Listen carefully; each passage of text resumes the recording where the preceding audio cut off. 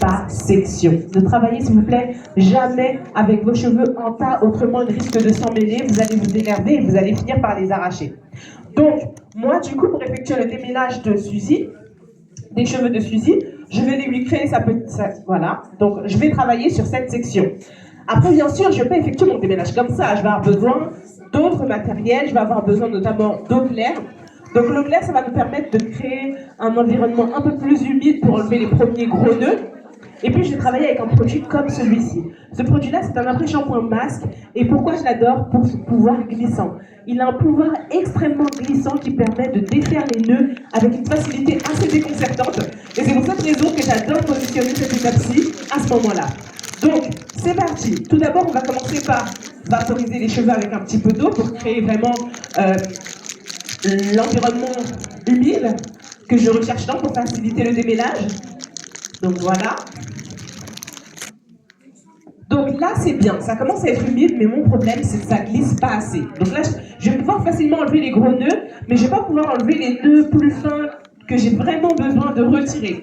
Et donc pour ce faire, eh bien, c'est parti. J'ouvre mon après-shampoing masque. En termes de consistance, ça ressemble vraiment à ça. Et donc, c'est parti. Je me le mets sur le côté. Hop. Je vais prendre une quantité, franchement, voilà, la quantité que je vais prendre pour cette section.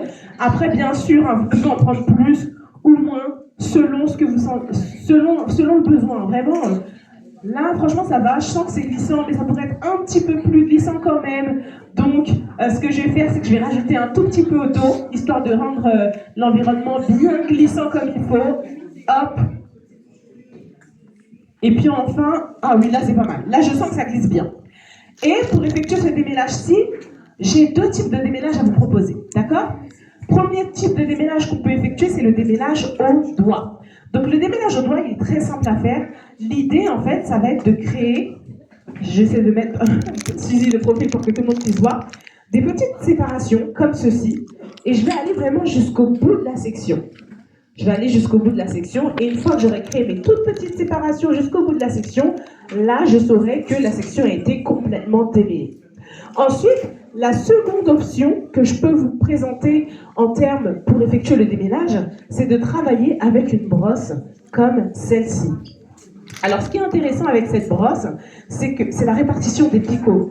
La répartition des picots est de telle sorte que, en fait, lorsqu'on va mettre la section à l'intérieur, il y a une force centrifuge qui va se créer pour réduire la perte, pour réduire la chute, pour réduire la casse.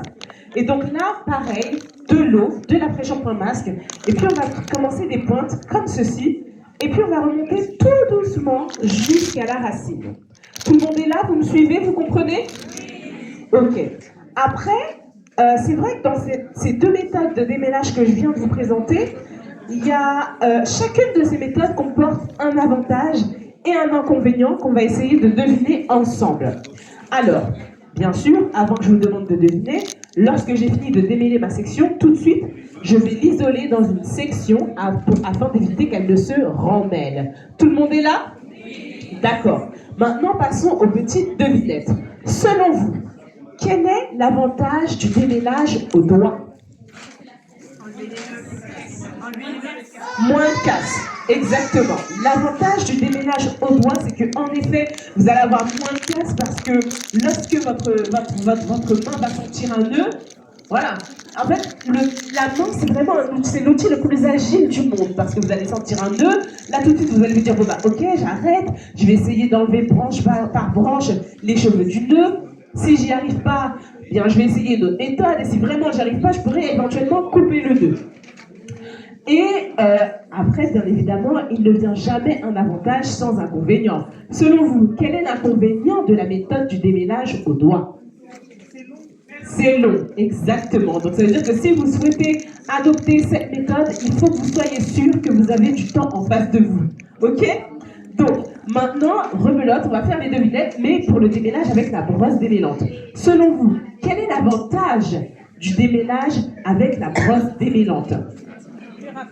Plus rapide, c'est exactement ça. Donc c'est vrai que, contrairement au démêlage en doigt, vous allez aller plus vite parce que vous travaillez avec une brosse, donc forcément ça ira plus vite. Mais par contre, selon vous, quel est l'inconvénient du démêlage au doigt? Genre, la casse, exactement. Le problème avec le démêlage, avec la brosse démêlante, c'est qu'en effet, on va avoir un peu plus de casse parce que au moment où vous allez effectuer le démêlage, eh bien, la brosse ne pourra pas sentir. Elle pourra pas vous dire, elle pourra pas dire, Suzy, arrête parce que là je sens un nœud. Non, la brosse va continuer à démêler et puis tant pis, le nœud va finir par s'arracher, ce que le doigt sait faire. Donc, au final, ce qu'il faut que vous compreniez parmi ces deux méthodes que je viens de vous présenter, c'est qu'il n'y a ni bonne ni mauvaise méthode. Ça va vraiment dépendre du temps que vous allez avoir en face de vous. Ça veut dire que si jamais vous voyez que vous avez du temps devant vous, eh bien à ce moment-là, vous pouvez privilégier le démêlage au doigt. Par contre, si vous avez peu de temps, que vous souhaitez aller vite, mais que vous souhaitez tout de même effectuer un démêlage, eh bien à ce moment-là, vous effectuerez votre démêlage à la brosse. Tout le monde est là? D'accord. Maintenant, selon vous, quelle est la seconde étape de la routine? C'est un piège. Voilà, comme ça, moi, je vous annonce la couleur, c'est un piège, c'est pas quelque chose que vous allez voir normalement. On laisse la pose du masque, oui. Est-ce que tu as déjà participé à un atelier capillaire? Non, elle n'a pas triché en plus. Donc, alors, c'est exactement ça, même s'il manque un tout petit bout. En fait, là, on se rend compte que Suzy, elle a déjà l'après-shampoing masque sur les cheveux. Donc, autant profiter de cette opportunité pour faire un soin profond sous le casque chauffant, pas vrai? Et donc, moi, en fait, c'est pour cette raison que, comme Suzy, pour des raisons vraiment pratico-pratiques, je fais le soin profond sous le casque chauffant que vous voyez là, directement après mon démêlage. En fait, c'est vraiment pour éviter d'avoir à rentrer dans la douche, laver les cheveux, ressortir de la douche pour reposer le masque, retourner dans la douche pour rincer une seconde fois. Je trouve que c'est vraiment pas pratique. Et c'est pour cette raison que, tout comme Suzy, j'adore positionner mon soin profond à cette étape-ci. Après, ce qu'il faut garder en tête par rapport à cette étape, ça va aussi dépendre du degré de propreté de vos cheveux. Par exemple, moi je sais que quand je fais ça, c'est les périodes où je lave mes cheveux à une fréquence de 1 fois par semaine. C'est-à-dire que je sais que mon cuir chevelu n'est pas trop propre, mes longueurs n'est pas trop sale, pardon, mes longueurs pareilles, donc je peux me permettre de faire le soin profond. Par contre, si ça fait plus de 2 semaines, 3 semaines que vous ne vous êtes pas lavé les cheveux, alors à ce moment-là, je vous recommande de passer tout de suite à l'étape du shampoing. De toute manière, on va revenir dessus, puisque là, on est sur l'étape de l'après-shampoing masque sous le casque chauffant. Et donc, comment on s'y prend pour effectuer le soin profond sous le casque chauffant? Alors, on imagine que cette vanille, ce démêlage, on va imaginer que je l'ai fait sur l'ensemble de la tête, d'accord? Donc, ce que je vais faire, c'est que je vais commencer par appliquer du film cellophane sur les cheveux. Le film cellophane va nous permettre de créer un premier environnement sauna. Donc, c'est parti. Je vais essayer de l'ouvrir. Tout va bien. Ok, j'y suis presque. Donnez-moi un instant. Faut pas que je fasse de bêtises quand même. Alors.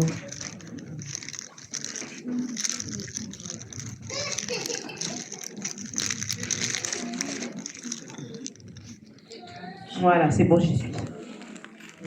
J'ai trouvé mon ouverture. Ok, donc tout d'abord, je commence par enrouler les cheveux de Suzy dans du film cellophane. Ça nous permet notamment de créer un premier environnement sauna, d'accord? Ça va nous aider à mieux diffuser la chaleur dans la fibre capillaire. Donc on y va. On essaye de bien mettre quand même le film cellophane. C'est parti. Hop, on n'hésite pas à remonter. Moi, c'est vrai que j'aime bien quand c'est bien enveloppé. Voilà. Top. Et là, c'est parfait. Donc, je peux couper à ce niveau-là. Ensuite, c'est à cette étape-ci que je vais venir enlever le casque chauffant de son petit sac. Donc, ce qu'il faut que je vous dise par rapport à ce casque chauffant, c'est que c'est ma partie préférée du soin profond. Et vous allez vite comprendre pourquoi. Donc, le casque chauffant vient notamment avec une petite charlotte de bain, comme ceci, que je vais venir appliquer sur les cheveux de Suzy. Donc ça va nous permettre de créer un second environnement sauna. Et c'est vrai que j'ai aussi mis le film cellophane à des fins d'hygiène, parce qu'il y a un tout petit peu de tissu au niveau d'ici. Et donc, je vais éviter aussi de salir ma charlotte de bain et d'avoir à la relaver tout le temps. Et donc, une fois que j'ai fini de mettre ma charlotte de bain, c'est là que je vais venir appliquer le casque chauffant sur la chevelure de Suzy. Donc, il s'agit là d'un casque chauffant électrique avec un tour de tête standard. Ça veut dire que ce casque chauffant peut aller sur toutes les têtes. Et on peut même l'ajuster si besoin. Voilà, en fait, il y a du film cellophane sur ses yeux que je suis en train d'essayer d'enlever. Voilà, donc là, tout va bien. Et puis, le casque chauffant vient aussi avec un long fil de raccordement de 3 mètres. Donc, ça veut dire que s'il y en a qui adorent faire le ménage, vous pouvez profiter du sang profond pour faire le ménage. Il est hyper silencieux, donc ceux qui aiment dormir comme moi pendant les sangs profonds, faites-le. Celles qui aiment lire, celles qui aiment regarder des films, vraiment, vous faites ce que vous voulez. Et donc, le casque chauffant vient avec une télécommande comme celle-ci qui permet de régler notamment la température et le temps de pose du casque chauffant. Moi, c'est vrai qu'en termes de recommandations, j'aime bien poser mon soin profond sous le casque chauffant pendant une durée de 45 minutes à une température de 75 degrés. Donc 75 degrés, il faut savoir que c'est presque le maximum. Donc, pourquoi ? Parce que j'ai essayé plusieurs températures. J'ai essayé 60 degrés, et puis au fur et à mesure, je suis montée, et j'ai remarqué que c'est vraiment à 75 degrés que le rendu sur mes cheveux il est vraiment optimal. C'est vraiment à ce moment-là que je vais avoir les cheveux super doux, super souples, hyper malléables. Ils sont incroyables, en fait. Donc, bien sûr, hein, pour démarrer, je vous recommanderais à vous de commencer à plutôt 55-60 degrés. D'accord ? Tout le monde est là, tout le monde me suit ? Et donc là, au bout des 45 minutes, il y a une petite sonnerie qui va retentir, ça va faire pip, pip, pip, pip, pip. Ça voudra dire que c'est la fin du soin profond sous le casque chauffant. Et donc maintenant, nous allons passer à la 3e étape. Selon vous, quelle est la 3e étape de la routine ? Le lavage, exactement. Donc là, la 3e étape est en effet l'étape du lavage, donc on va le faire. Et donc, l'autre chose que j'ai oublié de vous dire, très important par rapport à ce casque chauffant, c'est que, en fait, cette étape-là permet d'ouvrir les cuticules afin de permettre au produit, donc l'après-shampoing masque hydratant, de mieux pénétrer dans la fibre capillaire afin d'apporter une hydratation vraiment optimale. Et c'est vraiment pour cette raison que l'idée de faire des soins profonds avec le casque chauffant est une idée en réalité qu'il faut vraiment considérer parce que ça fait toute la différence sur les cheveux. Ils sont vraiment hydratés sur le plus long terme, pendant plus longtemps, plus intensément. C'est vraiment une expérience qui est assez incroyable, je trouve. Donc, voilà, j'ai rangé le casque chauffant. Je vais enlever le film cellophane de la chevelure de Suzy. Je laisse mon masque ouvert parce que j'en aurai besoin à nouveau. Donc, voilà. Hop. C'est parti. Et donc là, nous allons effectuer l'étape du shampoing. Donc il faut savoir qu'au moment où j'effectue l'étape du shampoing, eh bien, Suzy a toujours ses vanilles sur la tête, d'accord ? Je ne vais pas défaire les vanilles pendant le shampoing parce que vous savez, mes cheveux, ils sont soumis au rétrécissement, donc au shrinkage. Est-ce qu'il y en a qui ont du shrinkage ici dans la salle ? Voilà. Donc pour éviter ce phénomène, c'est vraiment idéal de garder la vanille au moment où vous allez effectuer le shampoing. Donc, pour effectuer mon shampoing, je vais utiliser celui-ci. Donc ce shampoing-ci, ce qu'il faut savoir, c'est que c'est un shampoing ultra hydratant. Dans ses actifs, on va retrouver notamment de l'huile de moringa, de l'huile de tournesol, de l'extrait de papaye, de l'huile de ricin. En fait, c'est vraiment l'idée de ce shampoing, c'est de laver sans retirer le film hydrolipidique du cheveu. En rinçant vos cheveux avec ce shampoing, vous devez sentir que vos cheveux restent doux, souples, malléables et faciles à coiffer. Pourquoi on a insisté sur le développement de ce shampoing-là ? Parce que j'ai eu de très mauvaises expériences de shampoing, ma foi, dans ma vie. J'ai eu des shampoings, des fois, je me disais, mais comment je vais faire pour me démêler les cheveux ? Et donc l'idée, c'était vraiment que plus personne ne fasse une expérience pareille. Et donc c'est parti. La première étape, c'est qu'on va commencer par mouiller les cheveux de Suzy. Ensuite, on va appliquer du shampoing, pardon. En termes de quantité, bon, je vais mettre ça. Donc au départ, on va commencer par mettre du shampoing uniquement sur les racines, d'accord ? Donc on va sur les racines, on fait la même chose vraiment sur l'ensemble de la chevelure. Et puis une fois qu'on aura été sur l'ensemble de la chevelure, il y a 2 écoles. Il y a la première école qui, elle, des gens qui mettent uniquement du shampoing sur le cuir chevelu Et ces personnes-là considèrent qu'au moment de rincer le shampoing, ça va aller sur les longueurs et donc laver les longueurs aussi. Et il y en a d'autres qui commencent par les racines. Ensuite, une fois qu'elles ont fini de faire l'ensemble de la racine du cuir chevelu, elles vont aller sur les longueurs. Ensuite, elles vont rincer. Moi, c'est vrai que Suzy, elle décolle que sur les racines. Moi, je suis plutôt de l'école, ça dépend. Ça veut dire que si je me lave les cheveux une fois par semaine, là, je vais mettre du shampoing que sur les racines. Mais dans les périodes où j'ai moins de temps, où je dois me laver les cheveux une fois toutes les 2 semaines, une fois toutes les 2 semaines, et bien là, je vais d'abord en mettre sur les racines. Ensuite, j'irai sur les longueurs, comme ceci. Et ensuite, j'attends 1 minute 30 avant de rincer le shampoing, afin que les actifs du shampoing puissent faire effet. D'accord? Tout le monde est là? Tout le monde me suit? Ok. Donc là, on va considérer qu'on a attendu les 1 minute 30. Elle a bien lavé le cuir chevelu. Les actifs ont eu le temps de faire effet. Et donc, nous allons rincer le shampoing de la chevelure de Suzy. Donc, c'est parti. Donc, ça c'est vraiment l'étape où j'ai le plus de mal. Je vous l'avoue. Pourquoi? Je ne sais pas. Voilà. Et donc là, vous pourrez constater qu'au moment où je rince le shampoing des cheveux de Suzy, elle a toujours la vanille. Donc au départ, elle a toujours la vanille. Je commence par enlever vraiment tout ce que je peux enlever du shampoing avec les vanilles, je le fais. Et une fois vraiment que je sens que j'ai bien rincé, là ce qui n'est pas le cas, il y a encore beaucoup de shampoing. J'espère que ça ne va pas durer trop longtemps parce que j'ai pas envie que vous vous endormiez. Tout le monde est là, tout le monde est réveillé, vous dormez pas? Ok, bon, merci, je compte sur vous, je suis désolée. Donc voilà, là ça va, j'ai bien rincé, ça fait plus de mousse. Et donc c'est vraiment en fait, une fois que j'ai plus de mousse comme ça, que j'aime bien en fait défaire la vanille pour m'assurer que c'est correctement rincé. Et je vais transformer en fait toutes les vanilles que j'ai sur la tête en 4 grosses vanilles. Par exemple, si là j'en avais 3, finalement il n'y en aura qu'une seule. Pareil ici, une grosse là et une grosse là. Donc 4 quartiers en réalité. Ok, tout le monde est là? Une fois que j'en ai fini avec le shampoing, selon vous, qu'est-ce que je vais faire? Après shampoing, exactement. Je vais mettre à nouveau de l'après-shampoing. Après, je sais malgré tout qu'il y a des personnes qui vont se dire, mais pourquoi on met encore de l'après-shampoing masque alors qu'on a déjà mis de l'après-shampoing masque au moment où on a fait le soin profond? Eh bien là, c'est une affaire de pH. Donc le pH, qu'est-ce que c'est? C'est l'acidité d'un produit. Donc il faut savoir que plus un produit dont le pH est élevé, plus ce produit va avoir le pouvoir de lever les cuticules afin de désincruster et de laver.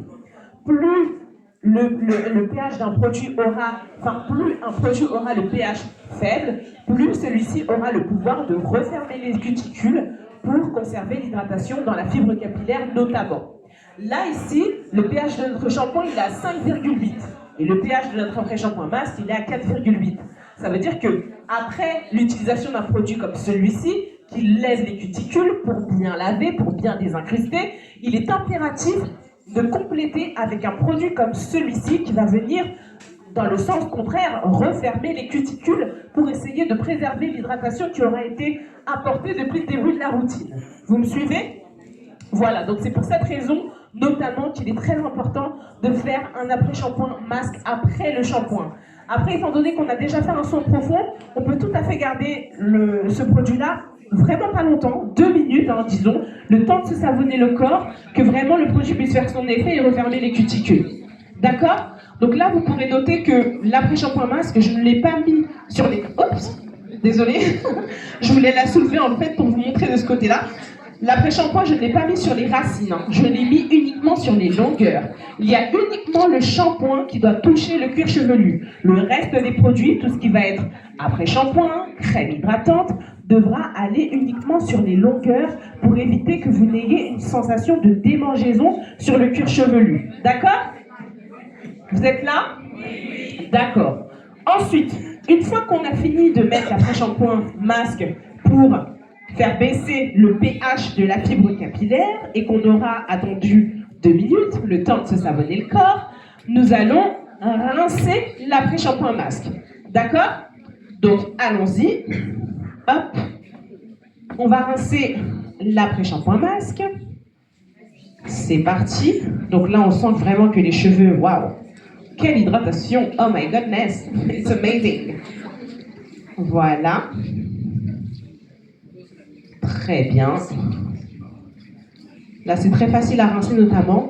Et c'est vrai que quand j'ai plus que mes 4 quartiers sur la tête, j'aime bien en fait un à un, donc défaire la vanille, bien rincer, refaire la vanille, pour m'assurer que le produit a correctement été retiré de la chevelure, et refaire la vanille bien sûr pour éviter le shrinkage. Hein. C'est toujours pour la même raison. Donc voilà. Là, on a fini le noyau dur de la routine, et je vais avoir des questions très intéressantes pour vous. Alors là, il est temps de sécher les cheveux de Suzy.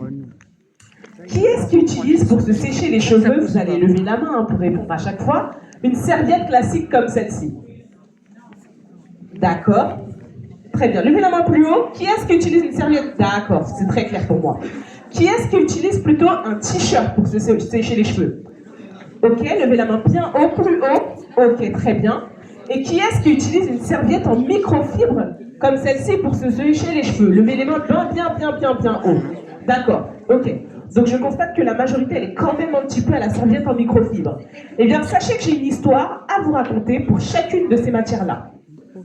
Concernant la serviette classique, celle-ci, c'est vrai que ce qu'il faut garder en tête, c'est que cette matière-là, elle est un petit peu trop rigide, un petit peu trop rêche pour les cheveux. Et donc, en effet, la matière, c'est-à-dire l'eau, l'eau va transférer des cheveux vers la matière très rapidement, parce que c'est très... Et voilà, donc en gros, on va dire que ça sèche les cheveux un petit peu trop vite, et puis la matière a même la capacité d'abîmer les cheveux sur le long terme. Donc, pour les personnes qui utilisent des serviettes comme celle-ci pour se sécher les cheveux, je vous recommanderais de bifurquer au moins vers un t-shirt que vous avez à la maison et que vous n'utilisez plus. Donc, pour les personnes qui utilisent un t-shirt pour se sécher les cheveux, c'est bien parce que là, vous allez remarquer que la matière est beaucoup plus douce et donc le transfert de l'eau vers la matière va se faire plus progressivement et donc l'agression vers les cheveux est moindre. Après, pour les personnes qui utilisent une serviette en microfibre comme celle-ci, on va dire que c'est la cerise sur le gâteau puisque la matière, elle est vraiment parfaite pour ce genre d'exercice-là. Et donc, c'est une matière à privilégier. Mais bon, après, ça ne veut pas dire pour autant, voilà, si vous n'avez pas de serviette en microfibre, il faut aller tout de suite en acheter une. Si vous avez un t-shirt que vous n'utilisez pas à la maison, c'est très bien, vous pouvez l'utiliser aussi. Et puis voilà, en passant dans un magasin un jour, si jamais vous tombez sur une serviette en microfibre, et bien là, voilà, pourquoi pas tester. D'accord? Vous êtes là, vous me suivez? Ok. Donc, là, on a fini le noyau dur de la routine. Selon vous, quelle est l'étape suivante? L'hydratation. Alors, c'est vrai. Vous avez tout à fait raison. Là, nous allons passer à l'étape de l'hydratation. Pour l'hydratation, nous allons notamment utiliser 2 produits. Nous allons utiliser une crème hydratante comme celle-ci, et puis nous allons aussi utiliser une huile scellante comme celle-ci. Donc, il y a une histoire pour chacun de ces 2 produits. Chaque produit a une action particulière. Donc, la crème hydratante, elle est riche notamment en beurre de mangue, en huile de moringa, en extrait de sève de bambou, en huile de ricin. En fait, c'est vraiment un pur cocktail d'hydratation sans l'effet gras. Et son rôle, c'est d'hydrater le cheveu, pas autre chose. Hydrater, et c'est tout. Par contre, pour l'huile de ricin, son rôle, elle, ça va être de sceller les cheveux. Donc sceller les cheveux, ça veut dire enfermer l'hydratation dans la fibre capillaire. Donc dans notre huile de ricin, vous allez notamment retrouver des acides gras oméga 3, 6, 9, de l'acide ricinoléique, de la vitamine E. Son mode de fabrication est prévu vraiment pour conserver un maximum de ses vertus. Et puis pour le mode de fabrication, on est sur une fabrication par torréfaction à chaud, dans nos coopératives en Haïti, et ce mode de fabrication nous permet notamment de garder le meilleur de ces vertus que je viens de vous présenter. Donc, après pour l'ordre d'application, il faudra garder en tête qu'en numéro 1, on va utiliser la crème hydratante, puis en numéro 2, on va utiliser l'huile de ricin. Pourquoi? Parce qu'elle hydrate, elle enferme l'hydratation. Si vous faites l'inverse, vous allez vous retrouver avec des cheveux gras, poisseux, pas hydratés. Si vous ne mettez que l'huile, ils seront poisseux, pas hydratés. Si vous ne mettez que la crème, ils seront hydratés, mais ils ne vont pas rester hydratés très longtemps, 2 jours max. Donc vraiment, l'idée, c'est les 2. Après, pour les personnes qui ont pour leur part des cheveux peut-être trop fins, pour utiliser des huiles comme l'huile de ricin en Haïti, parce qu'elle est très lourde et très visqueuse, vous pouvez tout à fait bifurquer vers des huiles plus légères, comme de l'huile de moringa, par exemple, ou bien de l'huile d'amande douce, voilà. Donc, J'ouvre mes deux petits produits. Je vais commencer par l'utilisation de la crème hydratante. En termes de consistance, voici ce à quoi ça ressemble. Elle est compacte, mais en même temps, elle a une très belle, en fait, elle est hyper onctueuse. C'est-à-dire qu'elle va pénétrer hyper facilement dans la fibre capillaire pour apporter vraiment à la chevelure un maximum d'hydratation. D'accord? Donc, c'est vrai qu'à cette étape-ci, vous le savez maintenant, je pense que vous commencez à connaître Suzy. Elle continue à travailler avec des sections. Donc elle ne va jamais hydrater ses cheveux en un seul tas. Elle va travailler par section. Ça veut dire que cette section-là, elle va défaire la vanille. Ensuite, ce qu'elle va faire, c'est qu'elle va prendre un petit peu de crème. Là, pour la quantité de cheveux que j'ai, je vais utiliser cette quantité de crème. Elle va venir appliquer la crème. Ah, tout le monde voit? Je sais pas, hein. J'essaye. Hein. Donc on va venir appliquer la crème hydratante sur la fibre capillaire comme ceci. On ne touche pas les racines, bien sûr, pour éviter la sensation de démangeaison. Une fois qu'on a fini d'appliquer la crème hydratante, on va mettre de l'huile de ricin. Là, j'ai mis la quantité d'une graine de pistache pour ma section. On peut mettre un peu plus, un peu moins. Moi, c'est vrai qu'en général, j'effectue mon hydratation, mon sellage par quartier. Donc, je mets vraiment des grosses quantités de produits. J'ai pas la main légère parce que j'ai besoin d'aller vite. Donc voilà, à vous de voir comment vous voulez utiliser les produits. Donc là, j'ai hydraté avec la crème hydratante, j'ai scellé avec de l'huile de ricin, et puis bien sûr, je reviens vite enfermer ma section dans une vanille afin d'éviter que celle-ci ne se remêle à nouveau. Tout le monde est là? Ok. Une fois que j'ai fini d'effectuer mon hydratation, mon sellage, selon vous, qu'est-ce que je vais faire? Sécher? Ça aurait pu être séché, mais figurez-vous que là, il est 23h15. Dimanche. Suzy n'en peut plus. On va mettre le bonnet en satin, oui. Mais on va pas mettre le bonnet en satin comme ça. Juste avant de mettre le bonnet en satin, on va mettre en place une coiffure protectrice. Parce que elle, son projet, c'est d'être belle quand même. Donc, pour mettre en place la coiffure protectrice, Suzy va avoir besoin notamment d'un peigne, mais ça va pas être pour démêler, bien sûr, ça va être pour effectuer un joli traçage. Elle va avoir besoin aussi d'épingles, comme celle-ci. Donc je vais prendre, on va dire, 2 petites épingles. 1, 2. Voilà. Et elle va aussi avoir besoin de gel. Mais ça, je vais avoir une question pour vous par rapport à l'utilisation du gel. Donc, et aussi, enfin, pardon, elle va avoir besoin d'une brosse. Comme ça. Donc, c'est parti. Donc là, c'est vraiment l'étape où elle peut vraiment défaire finalement toutes les sections qu'elle avait créées. D'accord? Donc on défait toutes les vanilles, on a fini avec ça. Et puis là, on va venir effectuer un beau traçage. La coiffure que je vais effectuer sur les cheveux de Suzy, ça va être 2 nattes collées qui vont former une couronne en fait autour de sa chevelure. D'accord? Une natte collée de ce côté-là, une vanille collée, pardon, parce que les nattes collées, ça prend trop de temps. Et puis une autre natte collée de ce côté-là. Donc tout d'abord, on effectue le traçage. Après, pour le traçage, c'est vrai que c'est ce qui va donner allure à la coiffure. Mais en fait, c'est surtout le traçage du devant qui va nous préoccuper parce que si le devant est bien tracé, comme vous pouvez le voir sur mes cheveux, hein, j'ai copié sur Suzy. Donc j'adore que si le traçage de devant il est bien effectué, c'est toute la coiffure qui est mise en valeur. Derrière, en général, on a plus de mal, c'est plus dur, on est tout seul. Donc si c'est un petit peu n'importe quoi, personne ne vous en tiendra rigueur puisque ça ne sera même pas remarqué. D'accord? Donc, voilà, j'effectue le traçage. Hop. Hop. Hop. Et je viens de finir d'effectuer le traçage. Et là, tout de suite, je vais isoler dans une pince la section sur laquelle je ne vais pas travailler tout de suite, donc notamment celle-ci. Alors, maintenant que j'ai ma chevelure hydratée, scellée, lavée, tout va bien, eh bien, là, ça va être le moment où l'application du gel va être intéressante. Mais tout le monde n'a pas besoin d'appliquer du gel. Ma première question, est-ce qu'il y a des personnes ici dans la salle qui ont des problèmes avec les frisottis? Si oui, levez la main bien haut, s'il vous plaît. Voilà, donc pour ces personnes-là qui ont des problèmes avec les frisottis, comme moi et comme Suzy, oui, vous allez appliquer du gel parce qu'en fait, le gel va permettre aux cheveux d'être bien plaqués. Donc là, c'est vraiment pour apporter un beau plaquage comme ceci devant, d'accord? Est-ce qu'il y a des personnes dans la salle qui n'ont pas de problème avec les frisottis? Si oui, levez la main bien haut, s'il vous plaît, que je vous vois. D'accord. Eh bien, pour ces personnes-là, vous n'avez pas besoin d'appliquer du gel, parce que vraiment, l'application du gel à cette étape-ci, c'est vraiment de limiter au maximum les frisottis, d'avoir vraiment un bon plaquage. Donc, c'est parti. Je prends une quantité de gel qui va me permettre d'effectuer un plaquage vraiment considérable sur les. En fait, le gel ici, on va l'appliquer vraiment sur les zones qu'on souhaite voir plaquées. Donc, ça va être vraiment toutes les zones qui sont à proximité de l'arrêt, qui sont sur les contours. Et pareil derrière aussi, à proximité de l'arrêt. D'accord? Une fois qu'on a fini d'appliquer le gel, on va venir répartir correctement le gel sur la fibre capillaire avec une brosse comme celle-ci.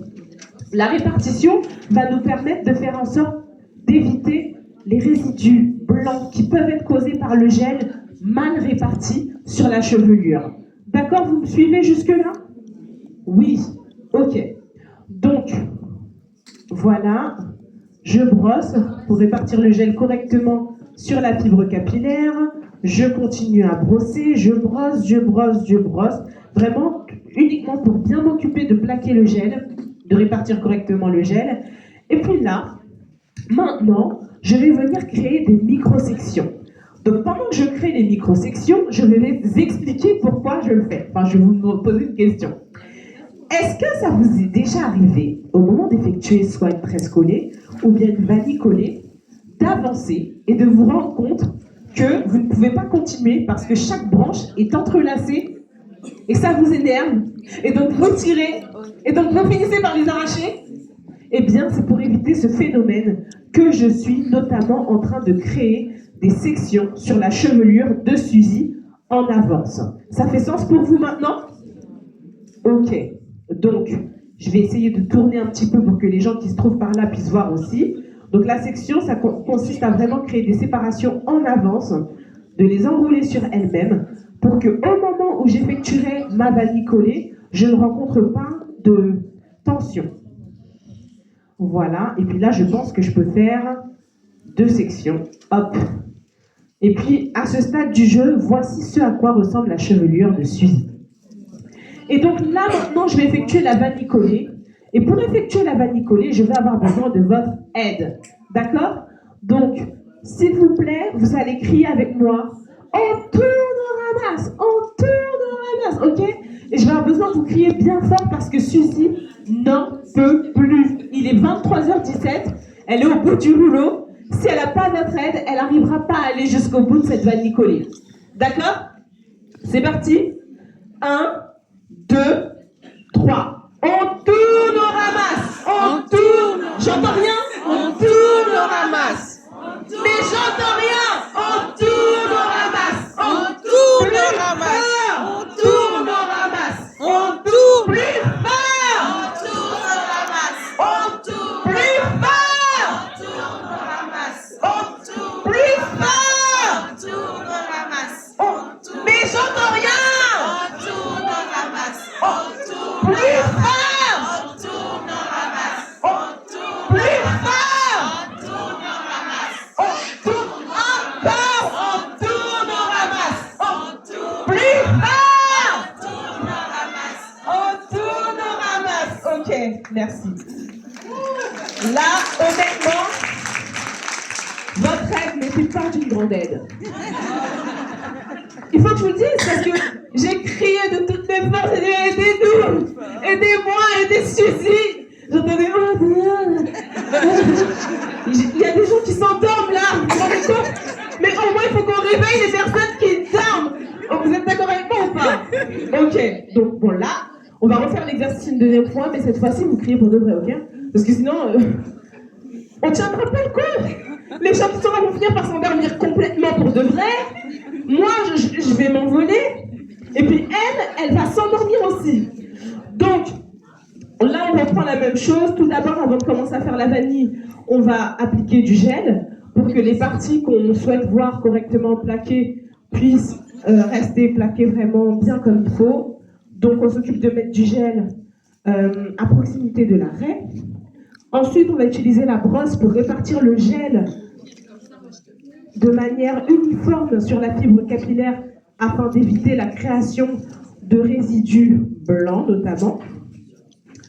Ensuite, une fois qu'on a fini cette étape-ci, on va venir créer nos sections au préalable pour que les cheveux évitent de s'emmêler au moment même où on va effectuer la vanille collée. Voilà. Hop. Je fais une section par là. Ensuite, je pense que je peux faire une section par là. Et là, je pense bien qu'on peut faire 2 sections faciles. Bon. Le moment fatidique arrive. Donc cette fois, pour de vrai, d'accord? Je peux entendre... Je veux pas avoir un cri. J'ai failli me casser la voix, hein, honnêtement. Donc là, s'il vous plaît, aidez-nous au nom de Suzy, au nom de moi, Eva. On y va, vous êtes prêts? Alors, 1, 2, 3. On tourne, on ramasse. On tourne, on ramasse. On tourne, on ramasse. On tourne, on ramasse. On tourne, on ramasse. On tourne, on ramasse. On tourne, on ramasse. On tourne, on ramasse. On tourne, on ramasse. On tourne, on ramasse. On tourne, on ramasse. On tourne, on ramasse. On tourne, on ramasse. On tourne, on ramasse. Ok, merci. Bon, c'était un tout petit peu violent. Un tout petit peu. Bon, alors pour l'instant, ça paye pas de mine, ok? Et en plus, Suzy, elle était tellement fatiguée, elle a tellement sommeil qu'elle n'a pas bien ramassé. Mais bon, c'est pas grave.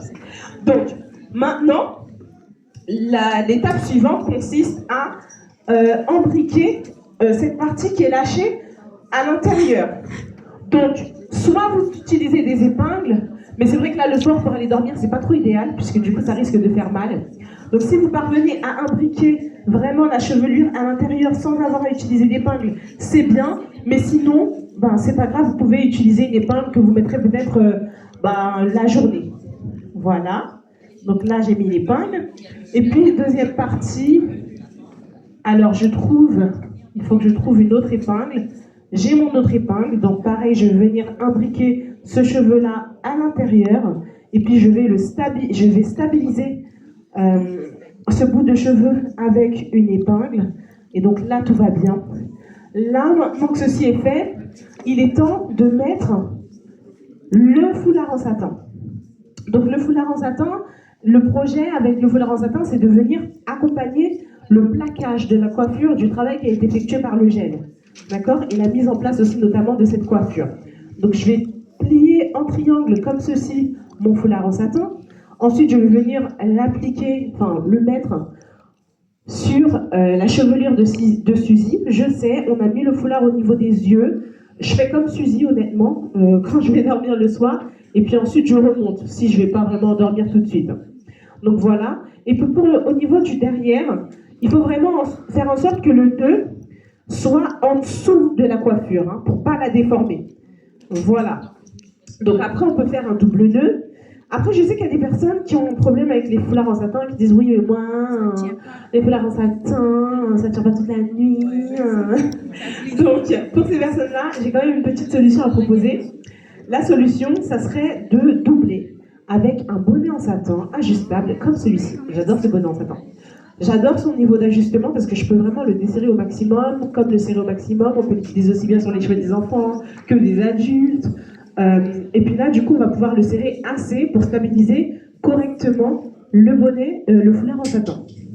Donc voilà, là, je vais rentrer ce qui pend derrière à l'intérieur et je vais venir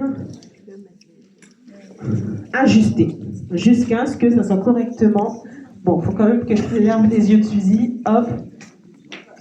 Et voilà. Donc, tout va bien. Il est 23h21 exactement. Donc, Suzy, vraiment là, elle est au bout du rouleau. Et donc, j'ai un autre exercice à vous proposer. Maintenant, ce que je vous propose de faire avec moi, alors attendez, c'est de compter jusqu'à 10 très très très très très très fort, bien sûr. Je peux compter sur vous pour ça tout de suite. Donc, est-ce que ça vous va? On y va, on compte jusqu'à 10? C'est parti. 1, 2, 3, 4, 5, 6, 7, 8, 9, 10. Le lendemain matin, il est 7h30, donc le réveil sonne. Suzy, poup, elle se lève, elle court, elle va dans la salle de bain, elle prend sa douche, elle brosse les dents, elle va dans sa chambre, le placard, elle s'habille, voilà, elle mange une clémentine, elle a le temps de manger que ça. Et puis, il est 8h30, elle arrive devant le miroir, elle doit découvrir la coiffure.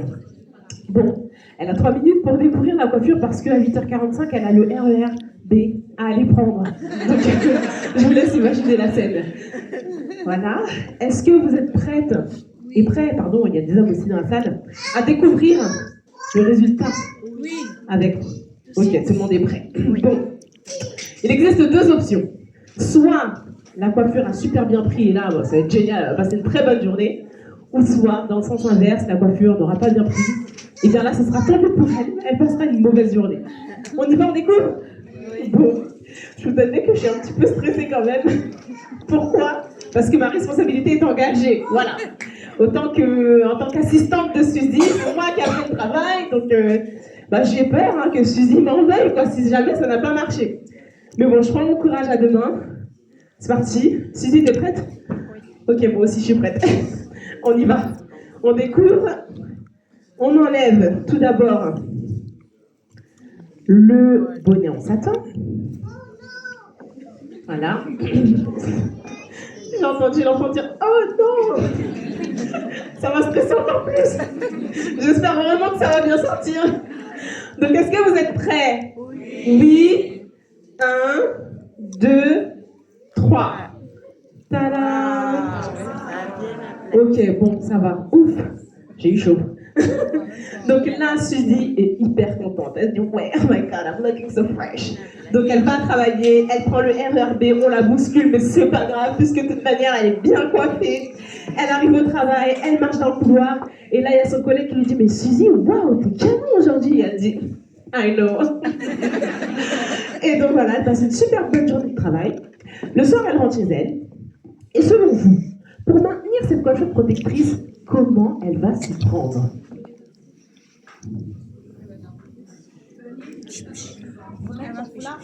Mettre le foulard. Exactement. Oui. Ah bah, tous les éléments de réponse viennent d'un peu partout. Donc vaporiser avec un tout petit peu d'eau, oui, et remettre le foulard en satin tout simplement. Donc l'idée en fait, là, tous les soirs, elle ne va pas s'amuser à défaire la coiffure et la refaire. Hein. Autrement, moi je vous le dis, on s'en sortira jamais. L'idée là, c'est de ne plus toucher aux cheveux jusqu'au soin suivant. En fait, cette absence de manipulation va vous permettre de gagner en épaisseur avec le temps, d'accord? Parce que c'est mathématique. Moins on perd de cheveux, plus ils sont épais, forcément. Donc là, l'idée, ça va être de vaporiser les cheveux avec un tout petit peu d'eau. Pourquoi je vous recommande de faire ça? Parce que j'ai remarqué, tout comme Suzy, que en fait, c'est comme si l'eau allait venir réactiver l'hydratation de tous les produits. Donc le lendemain, en enlevant le foulard en satin, on a toutes les deux constaté que nos cheveux étaient plus noirs, plus intenses, plus hydratés. Bref, donc c'est pour cette raison que chacune de nous deux faisons cette pratique tous les soirs. Donc là, voilà, on a vaporisé avec un tout petit peu d'eau, on va remettre le foulard en satin, et puis c'est vrai que cette année, en 2025, Suzy a décidé qu'elle voulait des cheveux plus longs. Et donc, elle s'est dit qu'elle allait commencer une cure de compléments alimentaires.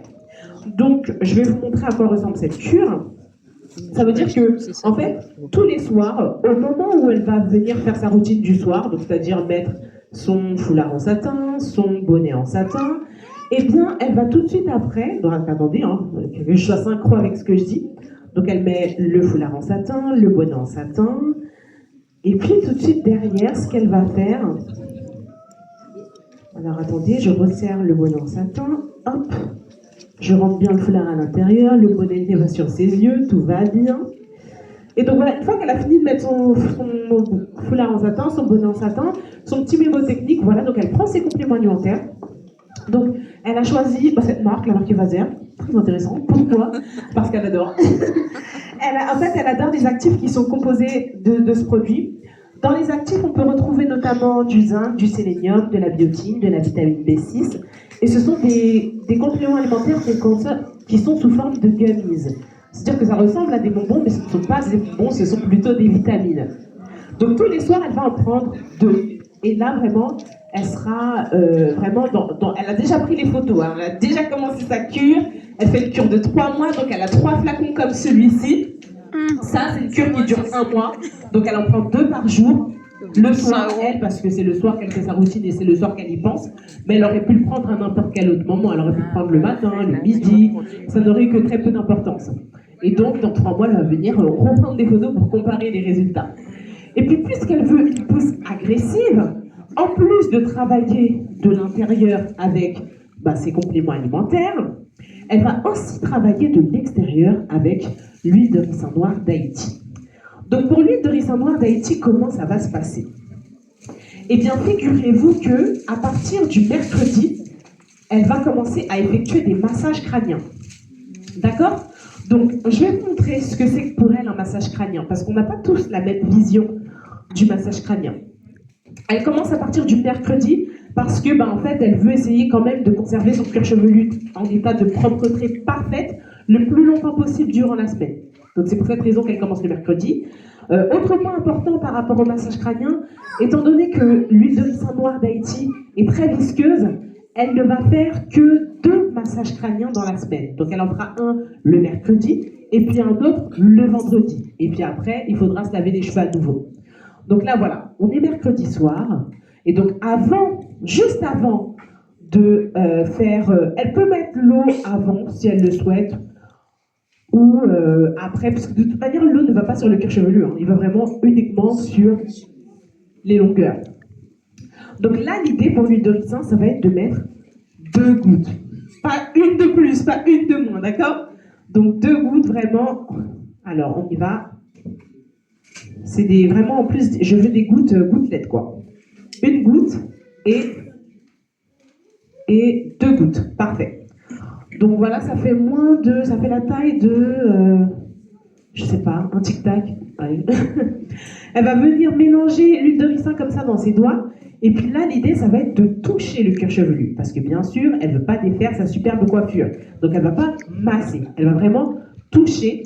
Et même si elle n'arrive pas à toucher vraiment complètement partout, c'est pas grave, puisque de toute manière, en mettant son foulard en satin et en allant dans son lit le soir, eh bien, en tournant, l'huile de ricin va finir par se répartir sur l'ensemble du cuir chevelu. D'accord? Et une fois qu'elle aura fini cet exercice, eh bien là, elle va vaporiser les cheveux avec un petit peu d'eau, mettre le foulard en satin et mettre le bonnet en satin. Voilà. Donc ça, c'était l'histoire de Suzy. Elle a été vraiment contente de partager ce moment avec vous. Elle espère que vous aussi. Et puis maintenant, elle a des questions pour vous. Est-ce que vous trouvez que cette routine, elle est facile? Non. Je vois des oui,